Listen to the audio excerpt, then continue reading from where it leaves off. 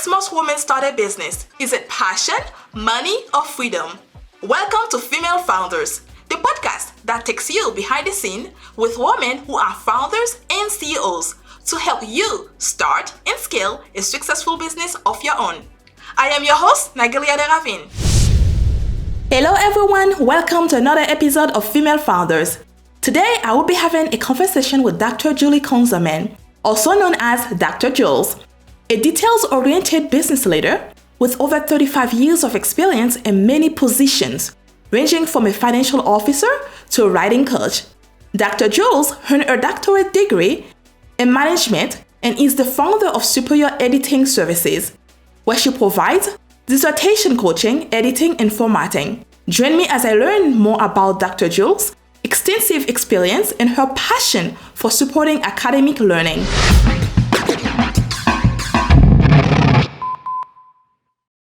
Hi, Julie. You are an editing wizard and founder of Superior Editing Services. I am thrilled to have this conversation with you and everything that you are doing when it comes to writing, editing. That is not something that I got to speak every day with people. It's like something a lot of us as business owners, we kind of try to put it aside as well. So I'm super excited to have this conversation with you. From organizational leader to starting your own company, can you tell us about your journey and what took you to that path? Well, I actually started editing many years ago in some of the jobs that I had. And when I got to my master's degree program, I went to an on-ground campus and cohort members were getting their papers back with, APA errors and, poor writing, if you will. And I was getting all these great grades and accolades. If you could only do what Julie's doing, your grades are going to come up. And I started getting these looks. And at first it was like, I'm a bad person. And what happened was people came to me after class or on a break and said, I'm not doing really well with this writing and I'd like to have, a better grade. If I give you $20, will you format my paper or will you read it and help me, find my errors? And I was like, sure. At that time, I was a rule writer for the state of Arizona. So I had to write well because some of the rules that are on the books right now have my name on them. So I was just so excited to do that for my classmates, mostly just to help them, to be helpful and have them feel good about being in class because we have to work together. And it started to become a more and more request of me in classes that I started, Tuesday evening, if you get your paper to me, I'll have it to you before class on Wednesday. And my bank account kind of started to get a little fat. And I was like, this is kind of cool. I can go buy things that I want. It's extra money outside of work. And I moved into my doctoral program and found that it's no joke. When you get into your doctoral program, they're expecting so much more from us because we're at the top level of education. And I was still doing really good. And my classmates had the same request of me, but we were online, never met each other, but we're getting, grades as a group. So this part of the paper was great. This part of the paper, not so great. You guys need some help. And we realized that it was my part of the work that was coming back, with the great grades, with the great accolades. So what the group started doing is letting me do all the editing and formatting to turn our papers in. So that's why we were all getting the good grades. So as time went on, people started to get into their dissertation phase and get ready to graduate, and they would get stuck with writing and editing and formatting. And I said, hey, let me do it for you, for however much money at the time, it's 12 years ago. And people started saying, sure, I'll let you do that. That would be really helpful. Here's some money. Oh, here's a tip. And, I started making a little more money. What got me was after I graduated, I realized I could start a business doing what I'm doing now. And because I didn't have another job, I had to leave and, move and start over somewhere else. And going out looking for a job is just, a hard thing to do when you're moving to a new place. So I put my name out there and said, hey, if you need an editor, I do editing, I do formatting, proofreading, sometimes typesetting. I use Adobe, and I was inundated. And my first year, I had 250 people ask me to edit for them, and I was only able to help about 100 people because it's time. There's time involved in all of this. There's a process. So that's really how I got started. And, I give accolades to, I call us Team A or the Fab Four, because they're the people who really pushed me to do what I was doing. What I didn't understand, though, was, women-owned businesses were really lacking at the time. Everything was the big boys club. And I stepped out on my own to do what I'm doing now. And I found, one, it's very satisfying because I don't have a boss other than the person that I'm working with. So it's just me. I answer to me and the big man upstairs and my clients. So there's my quick, easy story. But when you say that, I know from starting school, you're starting to help them. So do they kind of like, let's say, for example, you helping with dissertation, do they kind of give you an idea of what the dissertation is about? They write it and you're editing it for them. How did that process work back long time ago, 12 years ago when you were doing it? When I first started, it was more just reading, looking for, grammar errors and misspellings and things like that. It was really basic. I think I edited for about maybe 2 years. And I ran into another editor on LinkedIn, actually, who said, do you have any certification in editing? And I said, nope. Just, been doing it off the fly. I'm just really good at what I do from, jobs that I've had where I've had some basic training, So, excuse me. What I did was I searched the internet and I looked for copy editing courses.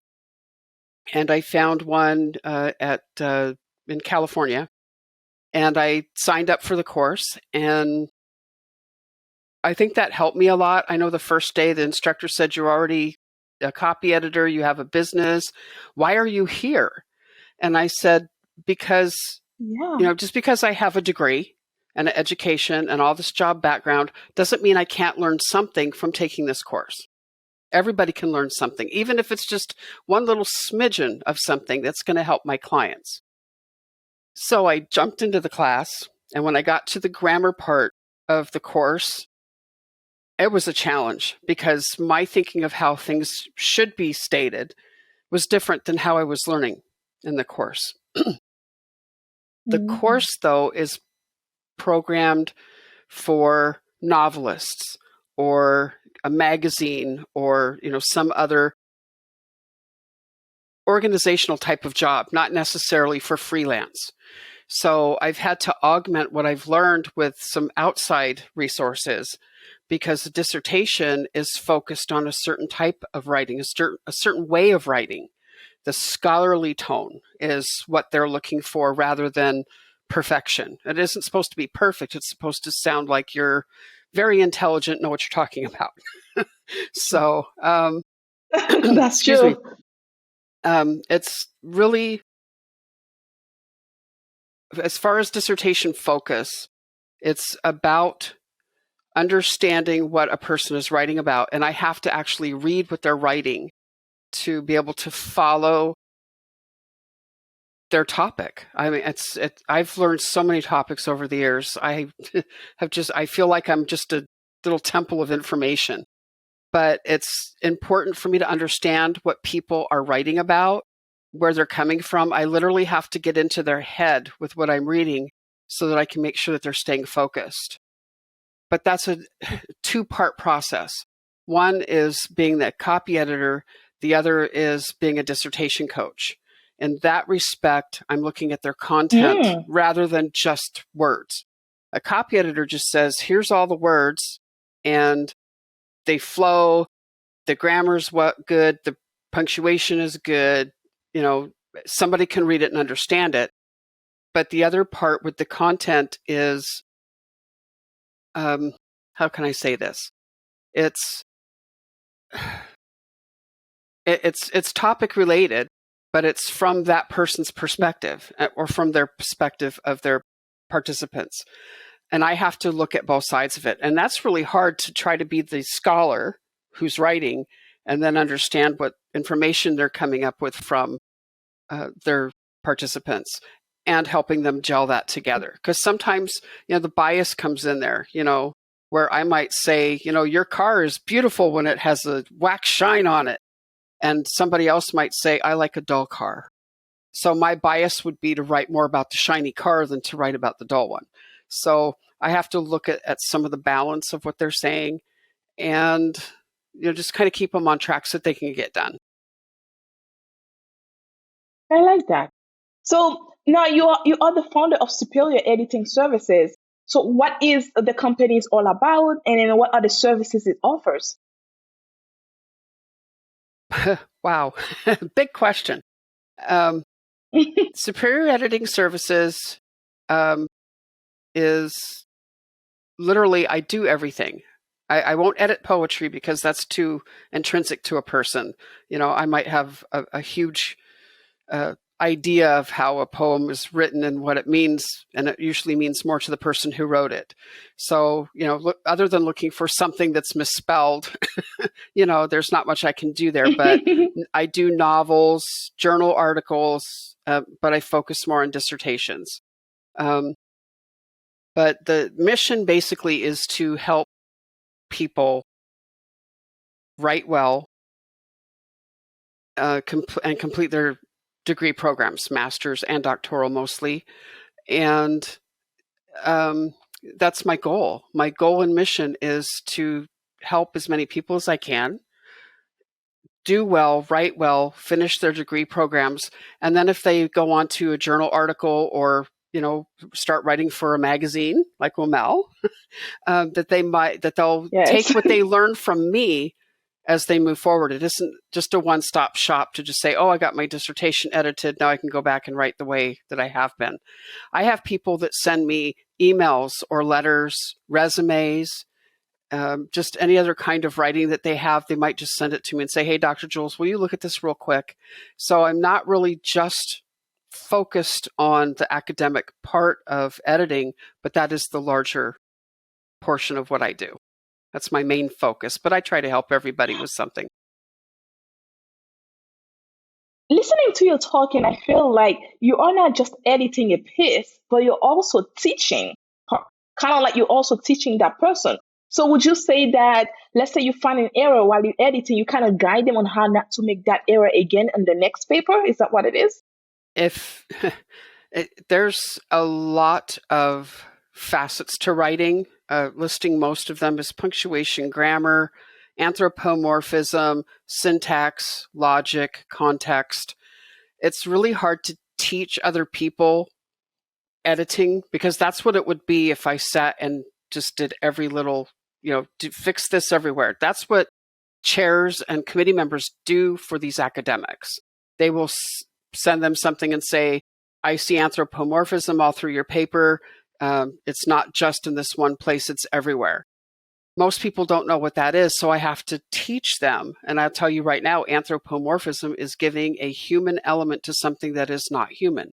So if you say, my copier is my best friend and it makes me happy, the only thing the copier can do really is print for you. It can't make you happy because it's not a person.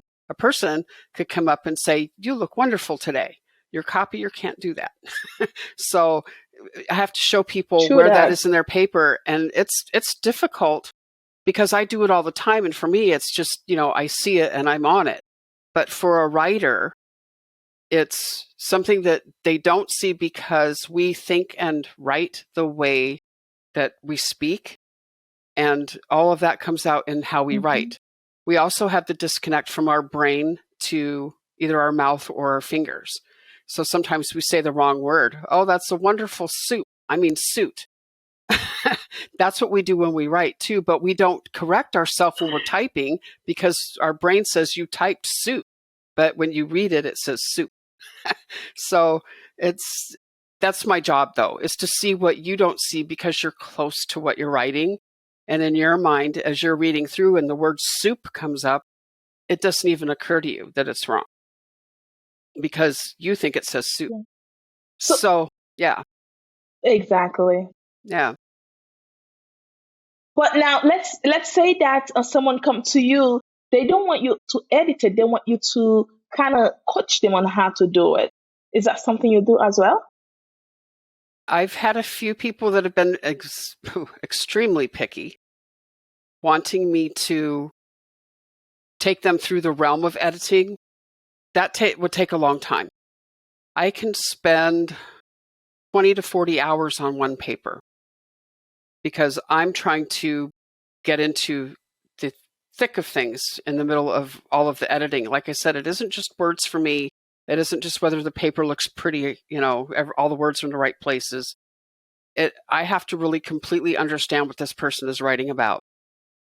So when someone says, I want you to show me how to fix anthropomorphism, I'll go through a couple of examples with them and let them run with it, and then I can go back and see if they've done it accurately.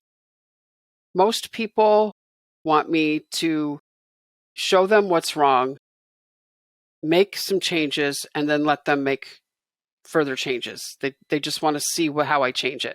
That's where track changes comes in Word. So I can change something, they can go back and look at it and say, okay, so this is what was wrong. Now I understand. Then they can consciously look for that in their paper, and they'll start to see how their writing needs to change. So there is the edit and learning and then revising and cleaning everything up. That is definitely part of the process. Yes. Wow. So do you use your many years of corporate experience in dealing with your clients now? I do, because I have to remember that while I am the owner, sole proprietor, woman, only person here working as an editor, I also have to remember that a client is paying me to do what I do. That's the first thing. The rule of any business is to keep your clients happy, but also I have to do the HR part of it. I have to do the bookkeeping part of it. It's a one-stop shop here. So I do use my experience as an executive in what I do now. I've done the directorship. I've done the HR part of it. I've been a project manager. So I am definitely doing all of these things. As you know, as the CEO of your company, that just because I'm focusing on copy editing doesn't mean, I can hang up my copy editor coat and be done for the day. It's with me 24/7. So I don't really get a day off, if you will, because I'm always thinking about my clients, who's going to turn in a paper next, and, keeping track of who's where in their process. So it's still a daily thing that I have to think about in my job. It's good to have, because when you're talking about it right now, my dissertation as well for my PhD in psychology. So it's kind of nice when you're talking about it, because 2 weeks ago I was sitting here with a paper that's like 30 pages, and I'm like, mistakes? I don't see any mistakes. It looks good, but I'm pretty sure there's a lot of mistakes out there. So what I'm trying to say is what you are providing is very important, because right now I'm going through it right now, doing my dissertation, writing all these papers. It's very frustrated, and be able to have a second eye for someone to tell you, hey, this is all the mistakes that you made, and for you to go back when the next time, kind of being the looked out to not make those mistakes again. It's valuable, because when the teacher or the professor or the person that's looking after you during your dissertation, not only they guide you, but for me, the things that I find, like for example, one of my papers I submitted not too long ago, the teacher come back, said, took about 10 points out of it, but didn't give me a second chance to go back and fix my issues. It's just, hey, this is the problem you had. I take 10 points out, don't make them again. It's like, well, can I have a second chance? Nah. And so it's good to have your help, And that is another point of contention on my side when I'm doing dissertation coaching and editing. Because if I'm going to coach somebody, I do everything. I coach, I help them, develop their paper. I help them, with their topic. I help them get through the different milestones, and I'm also editing and formatting for them along the way. So it's a real, a deal for these people. But I think what bothers me is the point that you just made. When a student or a scholar gets their paper back and the committee members have made comments, sometimes they're so vague. Don't make this mistake again. What mistake are you referring to? It's hooked up to the word to. Well, the word to is accurate, T-O, and there's no context for the scholar. So they're scratching their head. What is it you want me to fix? So they come back to me and they ask me, well, I'm not your chair. I don't know what they're asking. So let me read this. So I read through, I don't see an issue. Well, what they've done is the error that they're talking about is in the previous paragraph, and they've tagged a comment in the next paragraph that has nothing to do with what the problem is. I've also seen huge amounts of comments come back from committee members that are so overwhelming that a scholar will break down and cry on the phone to me. I don't know where to start with fixing my paper. There's all of this and there's all of this, and they're just so overwhelmed with the feedback. And they, I'll say, call and see if you can get an appointment with your mentor. And they'll say, oh, they can't see me for 2 weeks. And, I'm going to miss a deadline. I'm not going to be able to turn my paper in. You understand these. I can tell from you shaking your head. But, oh, yeah. That's some of the things that I try to help people with as well. They might come back, like I said, with the anthropomorphism. Here's the anthropomorphism. You need to fix this throughout your paper. They don't know how to fix it because they really don't understand what it is. No matter me telling them, don't say that your copier can do something. You have to say that you're going to do something, or say it in third person. It will be done. But it's sad to see people miss their goals. Money is going out for this. It costs money to get a doctoral degree. So every quarter that a scholar doesn't meet their deadlines is another quarter they have to pay money. And I try to help them mitigate that with what I do. So I'm not always successful because it's a two-way street working with me. I can only do so much. The scholar has to take the ball and run with it after that. And when it comes back to, oh my gosh, I didn't do anything over holiday break and I've got to turn this in tonight, I can only do so much. It's up to the scholar to finish. So I like to say that it's a little triangle that we have going between committee, scholar, and my help. I wish we could all work together, but I find that many of the committee members, especially mentors, get a little touchy when their scholars have help, like me, and they feel like I'm stepping on their toes when I'm actually trying to help this person. And I don't really like that part of the whole process. I do like it better when the scholar, makes progress. They feel good about themselves, and we've got them from point A to point B. They can go to their committee, and then the committee says, wow, you're really making some strides. Then they get excited and, start encouraging the scholar to do better. So, from that one comment of not getting a second chance, I really wish that committee members would give their scholars more help, more information, and those second chances to, make goals and do better, rather than just saying, you missed one thing, so we're not going to pass this paper. It can all be fixed. They just need time to do it. Yeah, but exactly. But with me, the issue was that wasn't even my fault because they were talking about the references, the way it was. But what happened is they give us an exact template. We need to use that exact template. They themselves made their own mistakes in their own template. Yes, I have After seen that, that. they try to blame it on us. Like, why didn't you fix it? I'm like, it's yours. So I'm following exactly what you give me. I built a template for one university where I was also a preferred editor. And I told them how hard it was for me to work with their template. And they actually gave me, they paid me to build them a new template. And it was so nice to have their scholars come and have me edit for them. And I knew the template because I built it. And all you had to do is, click this, click that, and it was formatted. And the students were like, yay, this is great. So I see that with some of the templates I get where there's a tab when it really doesn't need to be tabbed, and there's extra spaces. And then they have a note in there to scholars that says, don't use the tab or extra spaces. I love that, especially in tables. So, but there again, one statement I make to every person who contacts me for editing: I am not perfect. You're not perfect. Together, we're not perfect. We're not. There are still going to be errors, because unless the mighty Lord comes down here and touches that paper, it is not going to be perfect.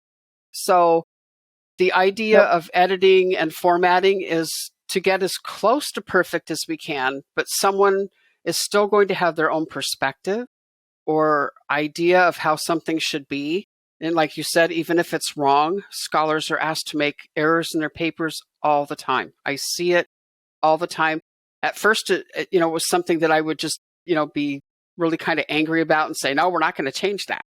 But it doesn't help the scholar when we go against what somebody who's going to sign off on their degree wants to happen. So I give them a gentle nudge and say, discuss this with your chair. This is inaccurate. And they can go back and say, according to APA on this page, this is what it's supposed to be. And the mentor will come back and say, nope, I want you to have it this way. Then the university will come back and say, before you publish this, fix this. And we just fix it. So it still becomes cumbersome. I wish it could be easier, but, everyone says it's a process. And, it's a process that we all have disagreements with, but I just have to go with the flow with what I do for scholars. And we both just sit here and wait for somebody to tell us it's good or it's not, and do our thing. Exactly. So now, your services, do you offer it to within the United States only, or also, let's say, someone from overseas, like Canada, reach out to you? Would you be able to help them as well? I am very skilled in APA 7, and I will edit for any student and scholar at any university. I actually have edited for scholars at, I haven't finished my stats yet, but last I checked was 54 universities around the world. And actually, one of my scholars from the UK just moved to Vancouver, so he only lives about 2 hours from me. And he's going to come down here this summer and meet up with me so I can meet him. And, that's just awesome how somebody's coming from, the other side of the world to come and meet me, 5-6 years after I edited for them. I think that's really cool. And, I keep in touch with a lot of the people that I edit for. So I had one scholar in Australia, and I get pictures of wallabies and kangaroo and big spiders and all kinds of cool stuff from down there. Every once in a while, I get Christmas cards from around the world, and just people saying, thank you. If it wasn't for you, I wouldn't have my PhD. And I love to hear that. And that's my ultimate goal, not just to have people tell me that, but to do it. And I like that. They're sending you Christmas gift because you're like part of the family. They remember you. It's getting your PhD is a big thing, So having the help and the support, because it's really frustrating, because I know I'm going through it right now. So it's a lot of work, and it's very frustrating, especially when you're a mom and you have your own business and you have all these things going on, and the people the mentors, the committees, all these people that's supporting you, not really having your back. Sometimes they kind of just throw you out of the door, like, nope, this is what it is. So it's good to have someone that's kind of like, hey, I got you. Don't worry, I got you. So that's what you are doing. And, to the credit for some mentors that I do know, I'm always excited when one of their scholars calls me or sends me an email and says, I'm working with Dr. So-and-so at blank university, and they have recommended that I talk to you about editing my paper. And I jump for joy because I know that their mentor knows who I am, knows how I do what I do to help their scholars. It takes a little bit off of their plate. If you don't know this, a lot of university faculty chairs will have 10 to 25 scholars at one time that they're helping. And it's a juggle for them. So to their credit, they have people in the various stages of their degree programs. And they're going to prioritize those people by who's trying to get done versus who's just starting versus who's in the middle. Is this person somebody who's really focused, or is this person somebody who is, maybe gets a hold of me once a month and says, I got a problem. I got 16 problems I could have talked to you about in that month, but now I'm just going to ask you this one time. And, we're all human people, obviously, but we all have lives. The faculty members, they're either teaching or they are teaching and they have other jobs. It could be adjunct, so they're, juggling life. Families, family issues. I know people who have, family members who are sick. We had COVID. So, there's all these different things going on, and we tend to look at the world from our own perspective of what's going on for us and not quite seeing that the other people that are working with us have that, same issues. And I think it's because of that tunnel vision that we have. If, Dr. Jules, if you're going to help me, then you're always going to be available to help me. And I had somebody call me at 6 a.m. this morning and wake me up and, Wow. wanting to talk to me on the phone. The respect for time zones is not always there because they're up and ready to go. I should be up and ready to go too. So, and I just say, I was trying to sleep and, you woke me up and, let's talk later when I'm awake. I have to have coffee first. So it's, and I have to be understanding because I've woke up at 7 o'clock in the morning and called somebody and not realized that it's 4 a.m. where they are. So, I have to understand I've been that way too. You get that groggy person on the other end of the phone. Hello. So, yeah. Oops. But, it's all kind of a learning thing. Now that person knows not to call me at 9 a.m. their time because it's 6 a.m. here. I'm such a goof. I have to get you to laugh. Oh my goodness. Oh, I love talking to you. I can talk to you all day long. That's what most people who call me to have me edit, we get on the phone and it starts out either, oh my gosh, I'm in dire straits. I want to quit. I'm done with this. I don't know what to do. I'm calling you out of desperation. When we get done talking, most of the time they'll say, I feel so much better that you're going to help me, that you're in my corner. We have a plan to get me done. You haven't even looked at my paper. I talk to people without even seeing what they have. I listen to what they say, how they say it, and that's what I'm expecting to see when I see their paper.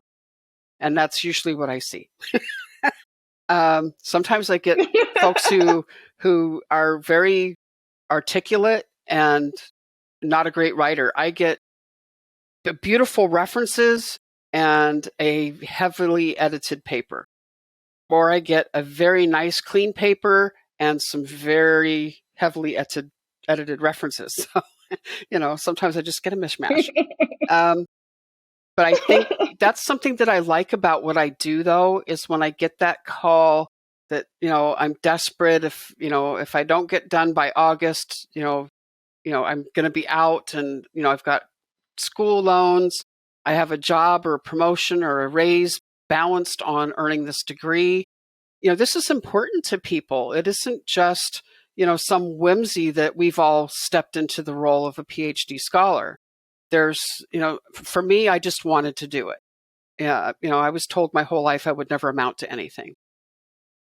I think I have broken that record. Here you are. But yes, you there's did. people who, they're in their careers and someone says to them, if you want to run this company, then you have to have a degree to do it. We want to know that you are building something. So they take their dissertation and they, create something that's going to help their organization. So they're looking at a promotion, they're looking at a raise, they're looking at running a company, all based on a 150-page dissertation. So, and 4 years of education. So, I like to get folks to realize that this isn't easy, but it is attainable. But the focus has to be there to really want it. It isn't going to be me sitting here and you're done. It's me sitting here reading and the person on the other end reading and learning and understanding what they need to do to finish, and also satisfying their committee members and the university to earn that degree. It sounds so easy to say it, but it's hard when you're walking the walk. And that's what you're doing right now. Yes, it is. Yes, it is. That's what I'm doing right now. Yes, it is. Absolutely. But also that you wrote a few books. Can you tell us about your book? Sure. I actually have them here. They'll probably show up backwards when I show them to you. But this was really interesting how I started this first book. This is Keep It Simple, Scholars. This is the first one. And this one says, A Basic Guide for Writing and Editing Dissertations and Theses. Now, that doesn't mean that you're suddenly going to be this great editor. What it means is I've taken a lot of what's in my brain and put it on paper to help scholars help themselves before they need me. The ultimate goal at the end of a doctoral dissertation program is to have your dissertation edited, formatted, and prepared for publication. So, I like getting 5 complete chapters and helping someone get done in a month. That's beautiful. Ooh. For people who are just starting, this book first just goes over some of the editorial issues that people are going to notice in their own writing. It's just the basic things that I see every day when I edit. If folks could read this book and get some ideas, for example, my favorite page is page 58. And on page 58, there is something called verbs. When you're writing a dissertation, people use found, shown, and stated a lot. It gets boring. You start reading a paper and he stated, she stated, they stated, they found, they showed. So I have a whole list right here of different verbs people can use. So it changes it up a little bit. So right now I'm arguing for people to try to use more verbs. Argued is a verb. Use something else. This book came about because I had so many people asking me about these, little tips, and I would give these tips on my Facebook groups and say, if you want to change things up, use these verbs: acknowledged, defined, described, explained, stated, related. Those are just awesome ways to keep the interest in your dissertation, because it isn't just you and your committee member, your editor, and the school that's going to read your dissertation. Once it's published, somebody might look it up and want to use it to substantiate something that they're writing. So you could get cited with a dissertation. And so I put that book together and people went crazy. A little bit later, I started thinking about it. I had started dissertation coaching. And people would say, well, I don't know how to start chapter 1. I don't know how to do chapter 2. I don't know how to do chapter 3. What's going on in chapter 5? Chapter 4 is kind of easy for most people. So I wrote the volume 2. And this one says, outlining the elements of the dissertation step by step. So I take people through a basic dissertation format. And I would say that it's generalizable. Step by step. Right. So here I start out with chapter 1, the overview and introduction, and then go into the gap in the literature and so on and so forth. It's a lot to go through in here, but this just takes people through the basic elements of chapter 1, chapter 2, etc. And and you apply it to whatever template you have, because every university has their own way of having people write their dissertations as far as format. Some universities have no template at all. They give scholars a guide and say, Chapter 1 introduction, Chapter 2 literature review, Chapter 3 method, and everything that's in between is up to the scholar. So if a scholar uses this book and at least uses it as an outline, they're going to write about the basic elements that are required in a dissertation. There might be some other elements that the university might come back and say they would like them to write about, but it really starts them off on a good foot and provides them with more guidance than just, here's our titles for the chapters, So those are the two that are about editing. A couple of years ago, I took a dive into journal article publication. The first year, it went pretty well. The second year, I decided to try to change from an LLC, woman-owned, to a nonprofit. It did not do well. It failed.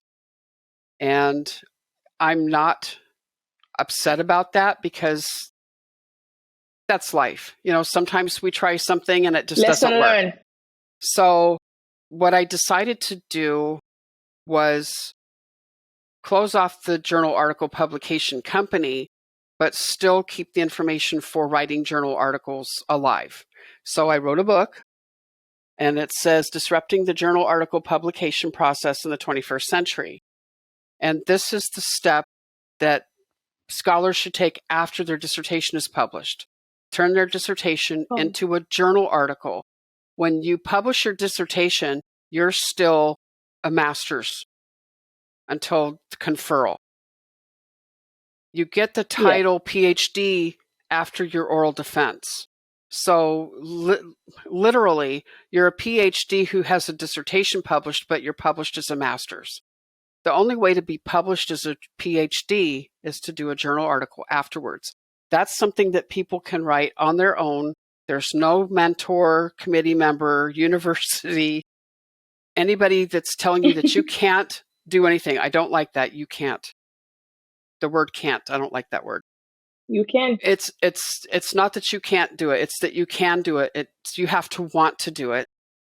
But it gives you the credibility as a PhD that you've done something, written something, and published something with the word PhD after your name. Your dissertation does not say it doesn't say Julie Conzelmann, PhD or DM or whatever I am. I'm a doctor of management.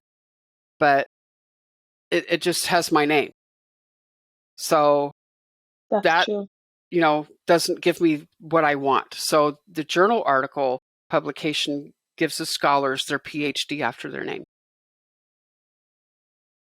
I like that. So pretty much after they graduated, they can publish this, which will have something has a doctor behind them, like, hey, I wrote this, I did this research on this and this and that. The one thing about taking your dissertation and turning it into a journal article is you're going to take 150 pages of writing and cram it into 10 to 15 pages. And we're already, fighting ourselves to write 150 pages and get all this information, so that we can graduate. The journal article takes you kind of, I wouldn't say cut and paste, but kind of. It's a short version of your dissertation. So basically you're taking all of this information and squeezing it into this little thing and giving me the same information that I would get from reading 150 pages. And it's mind-boggling. That is hard. It is hard, but that's something that I also help scholars with. I've helped a few take their dissertation, turn it into a journal article.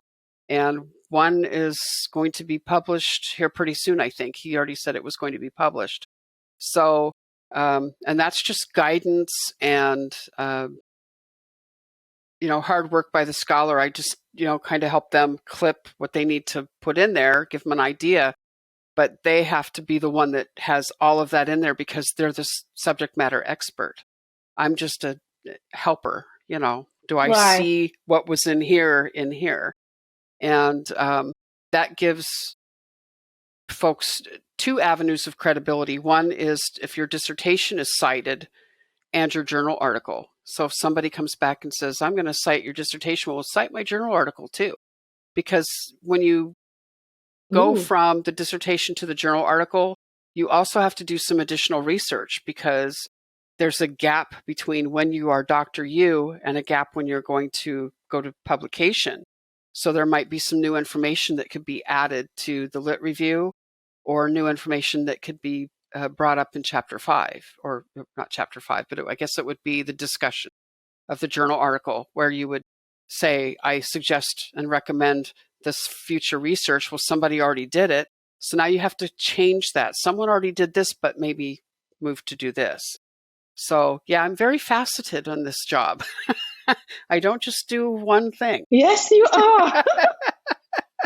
Yes, you are. You do many different things, but all of them are necessary. We need them. They are something that we need. If we're doing that PhD, you need it. So it doesn't matter. You're going to need it. And if you're not, you might be an expert on what you do, but you're not an editor. You're not. You need that second eye because it's not just you that's going to read it. It's a lot of people that's going to read this. So get it done right because your name is behind it. And and if we go back to jobs. Go ahead. I just would want to throw something in with what you just said. If you're working in a job and your job depends on your dissertation, that's definitely when you want to have editing and formatting done. Imagine if your boss, or for you, if you had somebody who wanted to come in and partner with you in your business, and they said, well, I want to read your dissertation to see if I'm interested. And they get your dissertation and it hasn't been edited. They might come back and say, well, maybe not. So, I think that's something that some people don't think about. I did have someone who came back to me a couple of years ago, and she said, man, I wish I'd had my paper edited before I took this job, because when I went to the interview, they pulled up my dissertation. And I could see them sitting on the other side of the desk going, and I would be so embarrassed. And she was too. And she just said she didn't know when she was in school about having someone edit her paper, and, just kind of left it at that. But she said, I could have lost that job, because of how my dissertation was written. And she's one of the people who went through and did a journal article with her dissertation and pleased the person that she was working with so that she could say, here's something that I published that's in better shape.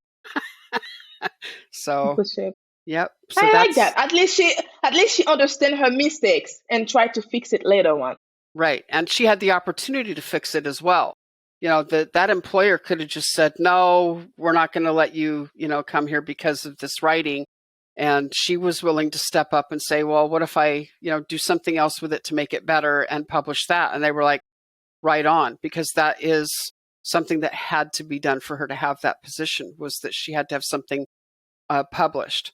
So I think it also helped her with her credibility, because when she published it, she got to put her PhD after her name. Yes, I agree with you on that. So now, you also support a range of academic learning and writing for students in college. So now, when you're doing that, how do the process work with them? And more context on your question. What do you mean? What's the process? I mean, okay, let's say that I'm writing my dissertation and I need help. And then I pick up the phone at 6 a.m. because I'm annoying, and I call you. And then you are sleeping. You say, hey, let me call you back at 9 a.m. So when you call me back, so how does that process going to work for you to be able to support me throughout my dissertation? Okay. So since you're working on your dissertation, I consider the phone call from a client an interview. So, that's kind of reverse of what it should be in most contexts for someone who owns and runs a business. But for me, when a client calls me, they're interviewing me. They want to know what I can do for them. I mean, it's the global thing. What's in it for me? I already know what's in it for me. I know that I'm going to get paid. I'm going to help someone get done. And when they get done, I'm going to get an email that says, thank you so much, Dr. Jules. I just passed my oral defense. I might have to have you reformat and edit my paper for publication. I'm so grateful. Have a great day.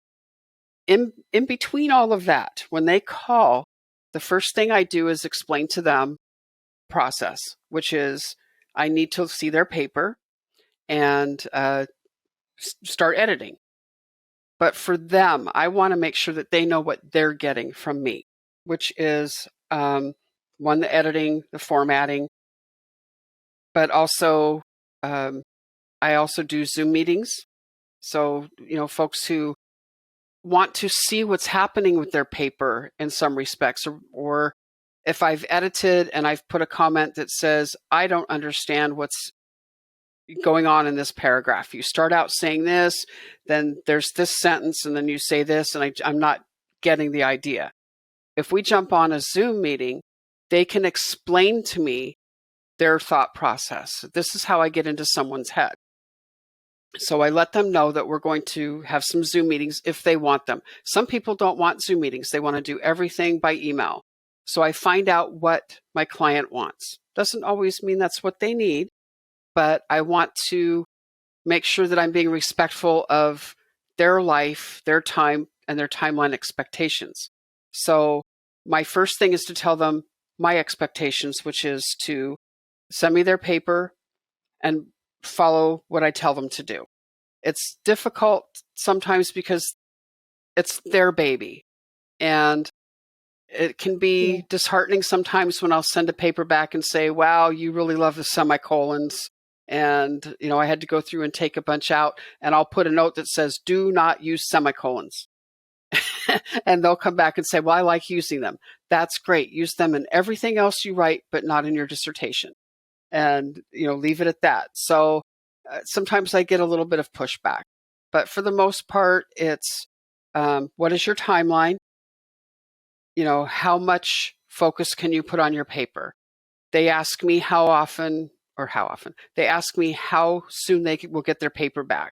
And I understand at the beginning, usually people are in a hurry because they've, like I said, found me too late. I wish I had known about you a month ago. Okay, so now we have 6 weeks to get you done, to get a polished paper. In that 6 weeks, how many times do I need to touch that paper really depends on what they can do on their own, how soon they can get it back to me, and then where it goes from that point. Does it go to the committee, or are we getting it ready to submit? Sometimes it's a hit and miss.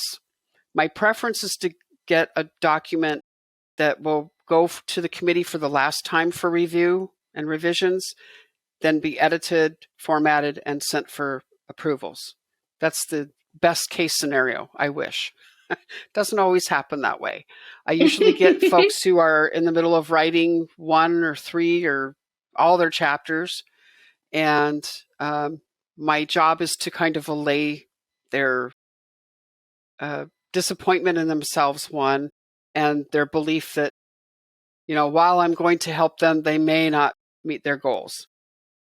And that could happen because life happens. I don't always have, control over something that happens. I might have to go to the eye doctor or the dentist.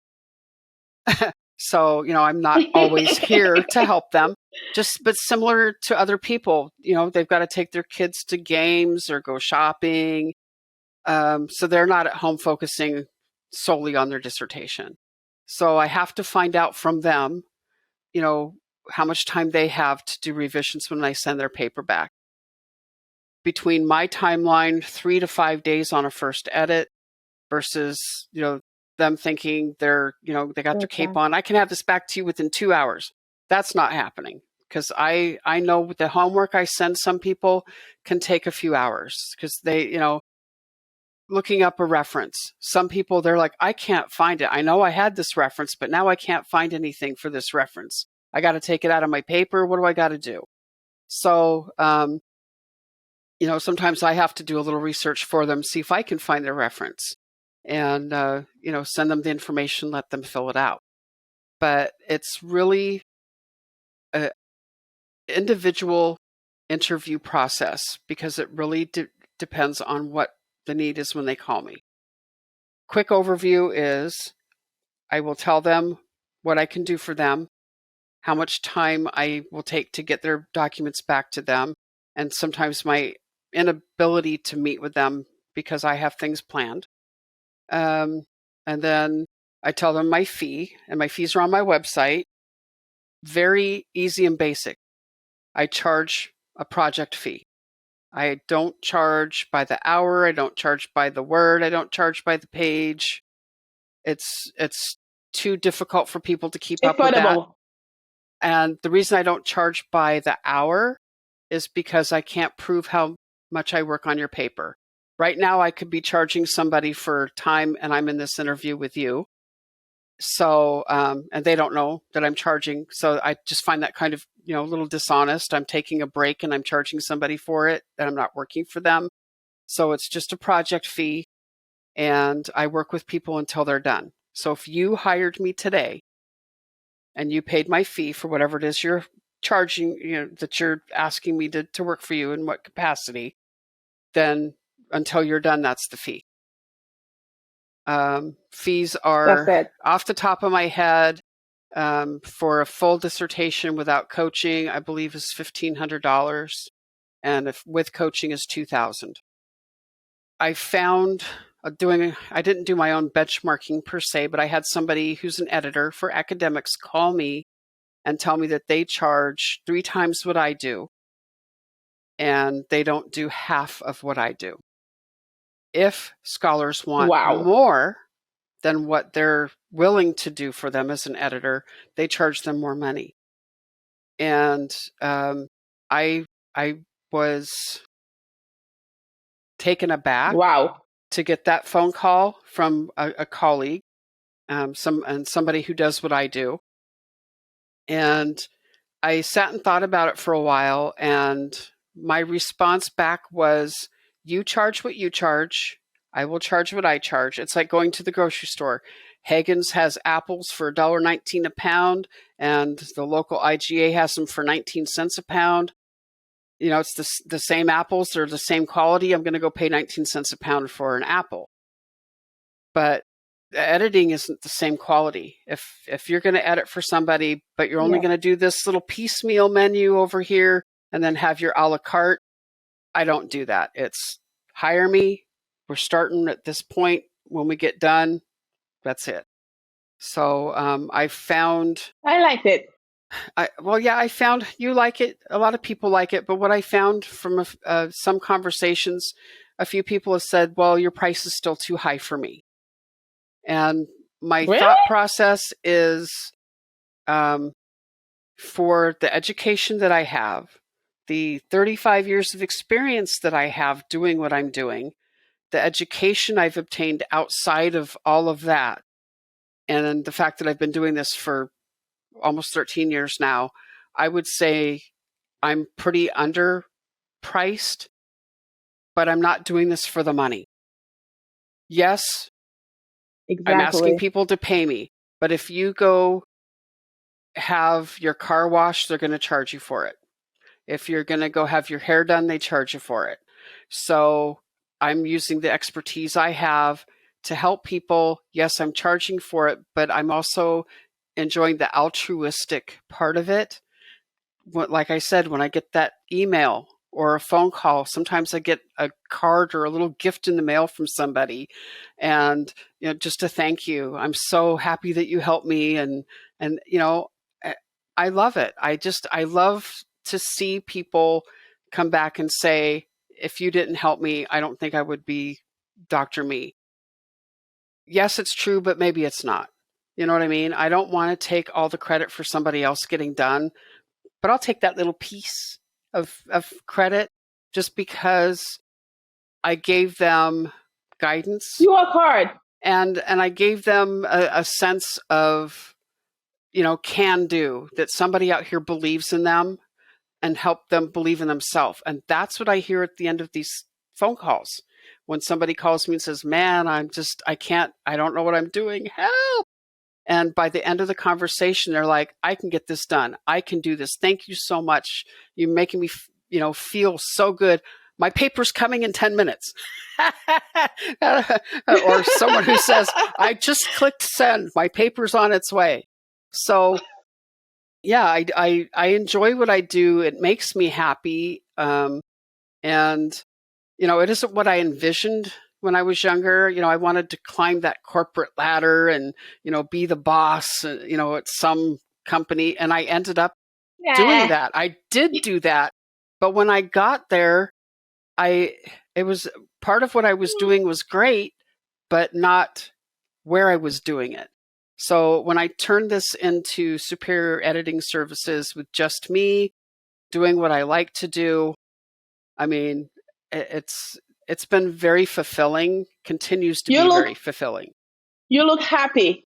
I am. You look happy. I am. You look like you enjoy what you do. I do. You love it every second of it. So that's all that's matter. In corporate, you're just gonna be stuck in a big office with a bunch of people driving you crazy all day long. And here I'm in a big office. I have this big office, and the only thing that drives me crazy is my two cats and my dog, and sometimes my husband. So very easy to appease. That's fair enough. 3 get treats, 1 gets chocolate, and I'm good. So yeah, I do love what I do. Exactly. So exactly, that's all that's matter, and then that's what's important in life. It's to enjoy what you do, but at the same time, yes, you need to charge for it because you need to make a living. How are you going to pay the bills if you do it for free? So but at the end of the day, the person you are helping is happy. You are happy. It's a win-win situation. We all are happy. So, and that's all that's matter. And I think that what you are doing is awesome. And we need more women out there to just keep on step up and do different things. I help women a different way. You help in a different way. We are all helping. At the end of the day, we're all making a difference. Right. But we do need to charge because we have bills. We have expenses. It's a business. And that's all that it is. Correct. That is correct.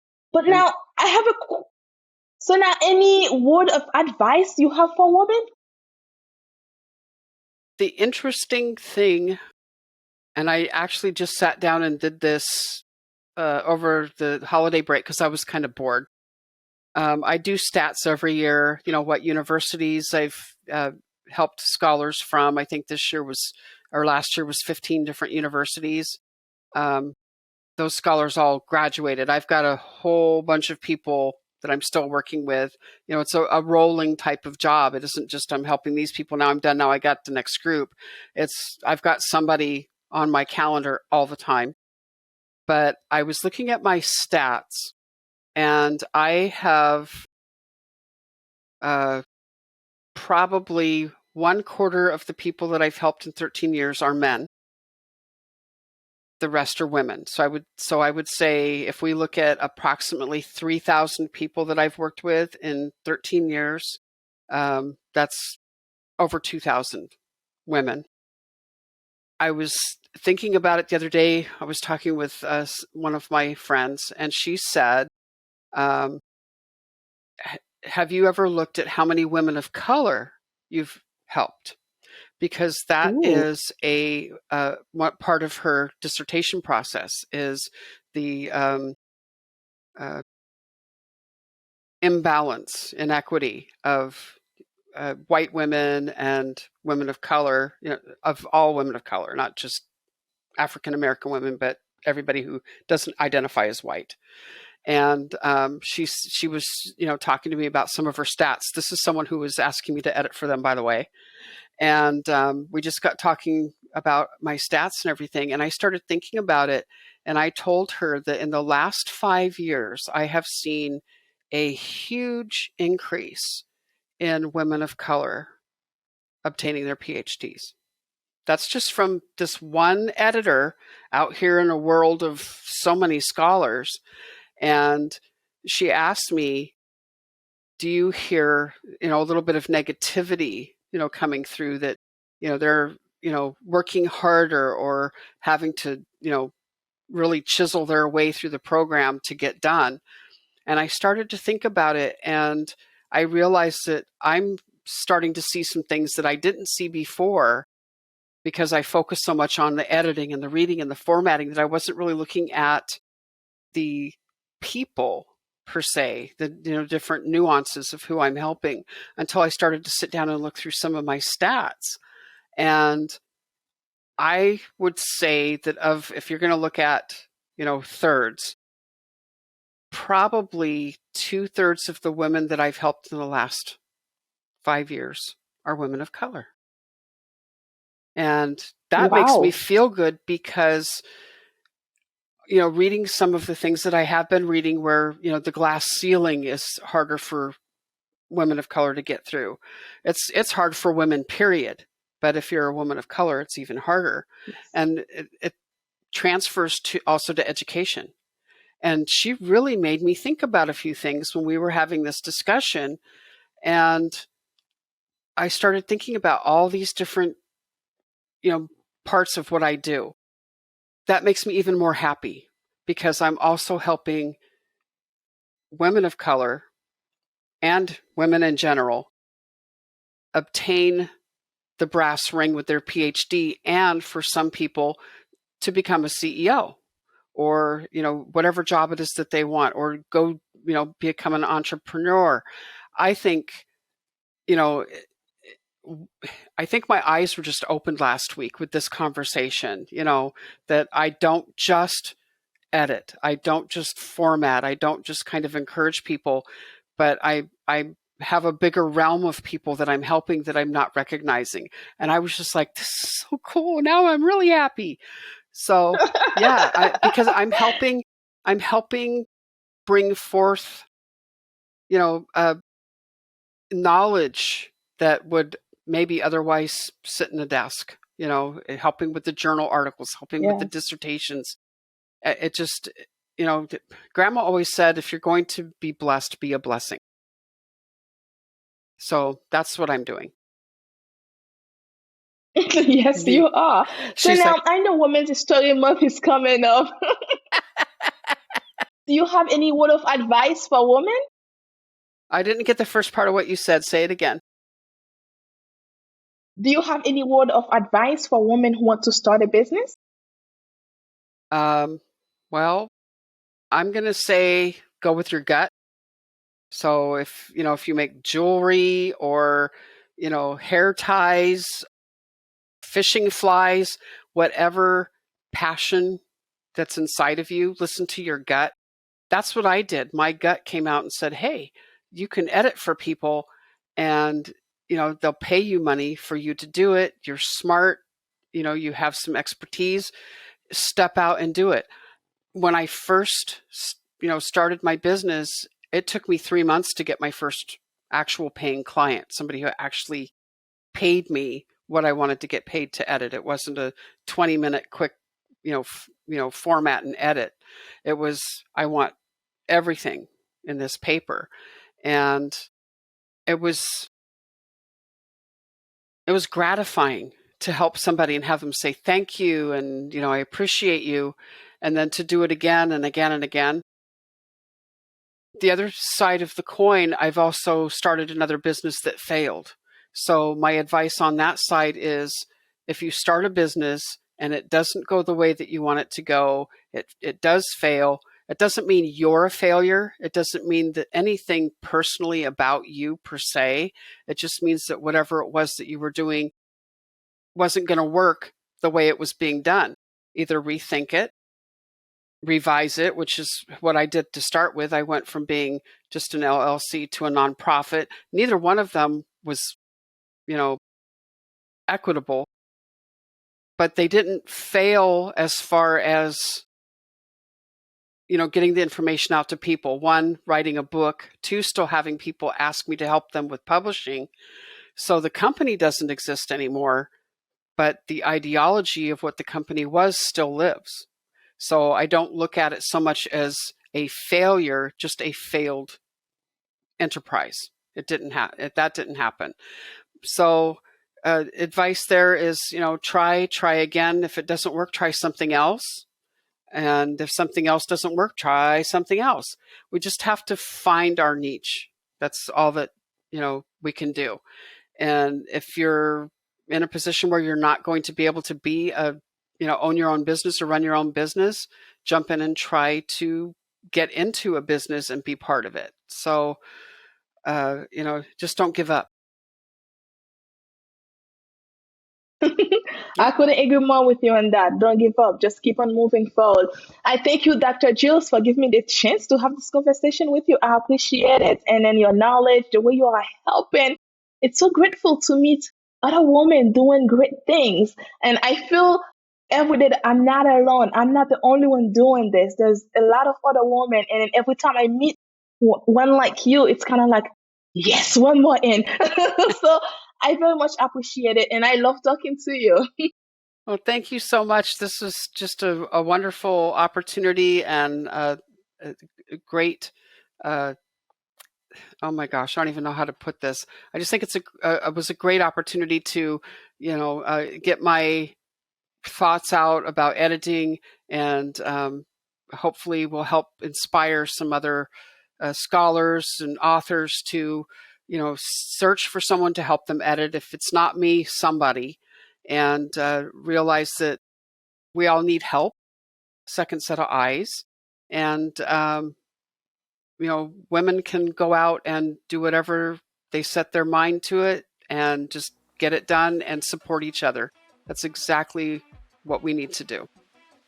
And I thank you for allowing me to. I agree with you. Yeah, I thank you so much for allowing me to get on here and talk about the superior editing services and what I do in my books. Thank you so much. Thank you for listening to Female Founders Podcast. That's it for this week's episode. Be sure to follow us on your favorite podcast app or connect with us on womel.com so that you don't miss our next episode. See you next time. Bye for now.